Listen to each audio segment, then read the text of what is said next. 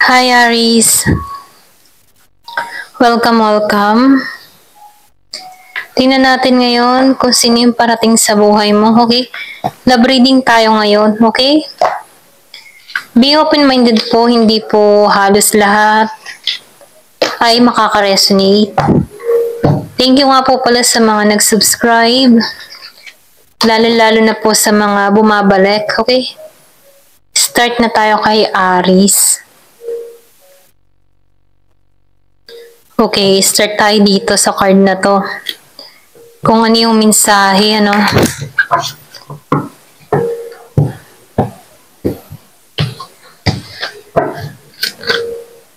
Merong cloud, okay? So, nafe-feel ko dito sa cloud, ano, yung iba sa inyo, meron kang mga pinagdaanan, okay? Kaya lang hindi naman to masyadong nagtagal. Pwede rin sabihin nakaranas ka dito ng temporary situation na kung saan, ano, parang ginising ka, okay? Ito lang yung nafe-feel ko dito sa The Cloud. Meron kang mga pagsubok na kinaharap, meron kang mga pinagdaanan na mahirap, pero hindi rin to nagtagal, okay? Kumbaga, nakikitaan ko dito na lampasan mo tong mga pagsubok na to, okay?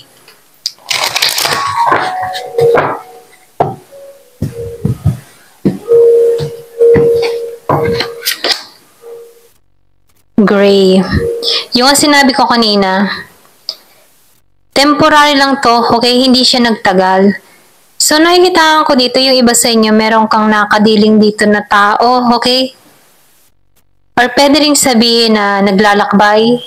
Yung iba sa inyo meron kang kadiling na seaman, or pwede rin na mahilig mag-travel, kung saan-saan siya napunta, na lugar, ano. Yung iba sa inyo, iniintay mo pa rin to. Ito rin nakikita ko, no. Kumbaga, umaasa ka dito. Pero ganun pa man, nakikitaan ko dito, tinapos mo na rin tong cycle na to, okay? Yung iba sa inyo, matagal mo na rin tong inintay, pero nakikitaan ko dito, bumitaw ka na rin dito sa tao na to. Okay? Kumbaga nag-moving forward ka, or pwede rin sabihin na yung sarili mo naman dito ang iniisip mo. Ito na yung nakikita ko, no? So, makikita mo dito, cloud, ma-cloud na naman to, okay? Kumbaga nakikita ko rin dito, natutunan mong tanggapin ng lahat eh. Kumbaga dumarating sa buhay ng tao na talagang may pagsubok, ano, may mga pangyayari, okay, merong happy ending, meron ding sad ending, pero ganun pa man, kung ano man yung mga ending na nangyari sa'yo, tinapos mo na to, okay? So, nakikita ko dito, nakaproceed ka ngayon sa pagbabago, okay? Sa transformation, sa new beginning, dun ka umaasa. Yung iba sa inyo nakikita ko dito, humihiling ka din mag-travel, or humihiling ka din dito na mga ibang bansa. So, nafe-feel ko dito na meron ka ditong ma-attract na tao, okay? Pwedeng sa ibang bansa mo ito makilala. Ito rin nakikita ko, no?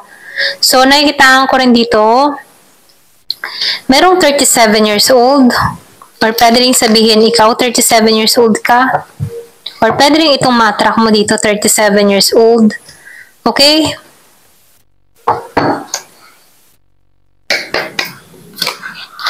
Zero, ayan, pasensya na, utol ako. Yan, meron ditong house. So, nakikita ko dito, yung iba sa inyo, meron kang napundar na bahay.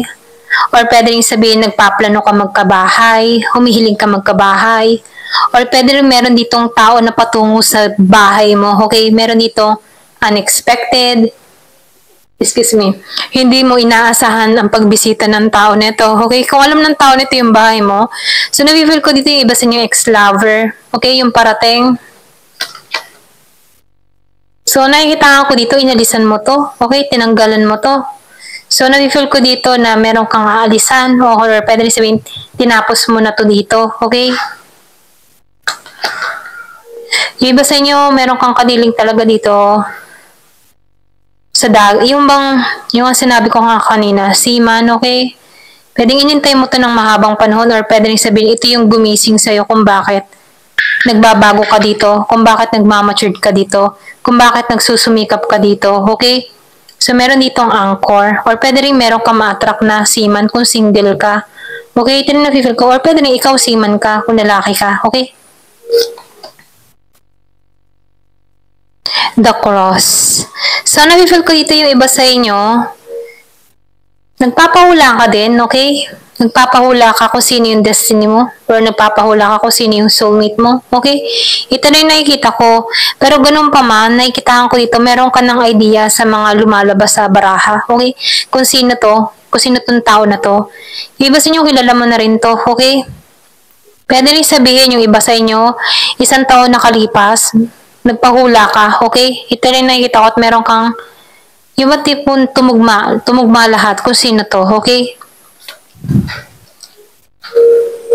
So, na-feel ko dito naging aral tong tao na to sa'yo, okay? Kung bakit nadidevelop mo yung sarili mo, kung bakit ka lumalago, okay? Marami kang natutunan dito. Ito na yung nakikita ko. Marami kang natutunan dito at nahanap mo dito yung iyong kasaganahan, nahanap mo dito yung yung tipo na nahanap mo mali yung sarili mo. Nagiging kang confident sa bawat excuse me, sa bawat araw na nangyayari sa'yo. Okay, ito rin nakikita ko. Kasi nakikita ko dito, familiar ka na sa lahat-lahat, familiar ka na sa mga bagay-bagay. So, nakikita ko dito na ayaw mo na muli magkamali, okay? So, nakikita ko dito yung iba sa inyo, malakas yung intuition, malakas yung kutob mo, matalino ka mag-isip, okay? So, para kang the sun, okay? Hindi ka nawawalan ng pag-asa, nasa iyo yung light. Okay?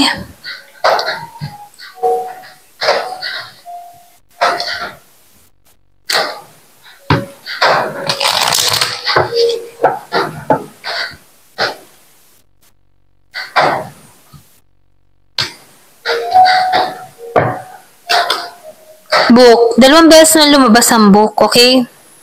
So, na-feel ko dito, meron ditong 26 years old. So, nakikita ko dito yung paglago mo. Marami kang ideas na pumapasok sa kaisipan mo. Okay? Kumbaga, nakikita ko dito natuto ka sa mga experience na to kung bakit lumalago ka. Kahit wala ka dito love life, nakikita ko dito na happy ka kung anong meron ka. Okay?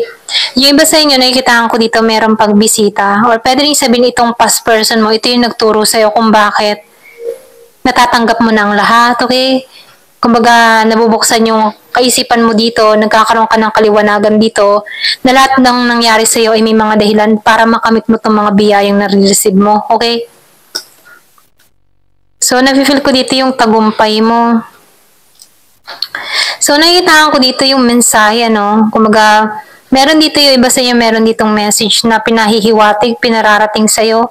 So, nafe-feel ko dito yung iba sa inyo nagiging independent, maayos, matagumpay, okay? Hawak mo yung crown mo dito. Ito rin nakikita ko, or pwede rin sabihin, ito yung pagkakalob sa'yo, yung crown na to, okay?